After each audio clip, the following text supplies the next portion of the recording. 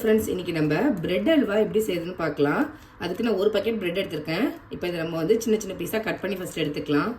மாதிரி நான் சின்ன சின்னதாக கட் பண்ணி வச்சுருக்கேன். இப்போ ஒரு அடிகனமான பாத்திரம் வச்சு அதில் கொஞ்சமாக நெய் சேர்த்து இதை நம்ம டோஸ்ட் பண்ணி எடுத்துக்க போகிறோம். கடாய் சூடானதும் இதில் கொஞ்சமாக நெய் சேர்த்துக்கிறேன்.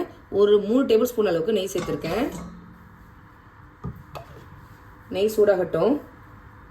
இப்போ இதை ஒன்று ஒன்றா உள்ளே சேர்த்துட்டு 2 பக்கமும் நல்லா ரோஸ்ட் ஆகிற அளவுக்கு ரோஸ்ட் பண்ணி எடுத்துக்கோங்க. இந்த மாதிரி எல்லாத்தையும் ஒரே நேரத்தில் சேர்த்துறாதீங்க, கொஞ்சம் கொஞ்சமாக சேர்த்து நல்லா மிக்ஸ் பண்ணி விட்டு ரோஸ்ட் பண்ணி எடுத்துக்கோங்க.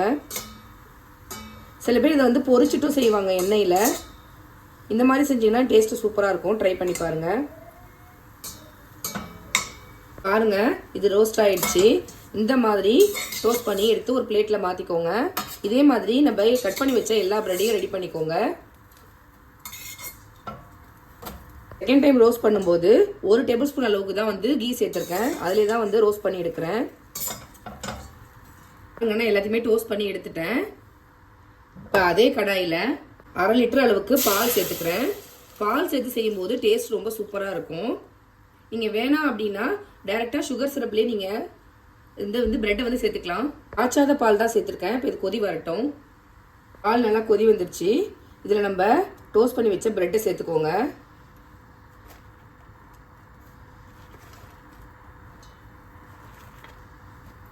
சேர்த்துட்டு இது கொஞ்சம் நேரம் வேக வச்சுக்கலாம். நம்ம சேர்த்த பிரெட்டு பால் எல்லாம் அப்சர்வ் பண்ணிவிட்டு இந்த ஸ்டேஜில் நம்ம சுகர் சேர்த்துக்கலாம். இன்னைக்கு இந்த கப்பால் 2 கப் அளவு சுகர் சேர்க்குறேன். இது வந்து 250 கிராம் அளவுக்கு இருக்கும். 2 கப் அளவு சேர்த்துருக்கேன். இப்போ சேர்த்து நல்லா மிக்ஸ் பண்ணி விட்டுக்கோங்க.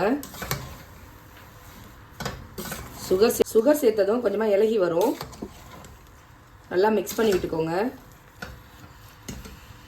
இப்போ வந்து நான் சேர்த்துக்க சுகரு மைல்டான ஸ்வீட்டாக இருக்கும். உங்களுக்கு வேணும் ஸ்வீட் அதிகமாக அப்படின்னா இன்னும் கொஞ்சம் கூட நீங்கள் சேர்த்துக்கலாம். அது நல்லா மிக்ஸ் பண்ணிகிட்டே இருங்க. நல்லா சுருண்டு வரணும். இதை இடையில மிக்ஸ் பண்ணி விட்டுட்டே இருங்க. நல்லா சுருண்டு வரணும். இப்போ பாருங்கள், இது ரெடி ஆயிடுச்சு. நம்ம வந்து பிரெட்டை பொரிச்சிட்டு போடல, அதனால வந்து இந்த கலரில் தான் இருக்கும். நம்ம பால் வேறு சேர்த்துருக்கிறதுனால இது இந்த கலரில் தான் இருக்கும். ஆயில் அதிகமாக வேணாம் அப்படின்னா இந்த மெத்தடில் செஞ்சு பாருங்கள். இப்போ இதில் வந்து ஃப்ளேவருக்காக கொஞ்சமாக ஏலக்காய் தூள் சேர்த்துக்கிறேன். கடைசியாக ஃப்ளேவருக்காக கொஞ்சமாக ஏலக்காய் தூள் சேர்த்துருக்கேன். நெய்யில் வறுத்த முந்திரி திராட்சை சேர்த்துருக்கேன். நான் கருப்பு காஞ்சி திராட்சை சேர்த்துருக்கேன், அதனால தான் இந்த கலரில் இருக்குது.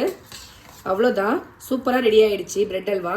நீங்களும் இதே மாதிரி உங்கள் வீட்டில் செஞ்சு பாருங்கள். எப்படி இருக்குது அப்படிங்கிறத கமெண்ட் பண்ணுங்கள். நான் போகிற ரெசிபிஸ்லாம் உங்களுக்கு பிடிச்சிருந்தா நம்ம சேனலை லைக், ஷேர் அண்ட் சப்ஸ்கிரைப் பண்ண மறக்காதீங்க. தேங்க்யூ.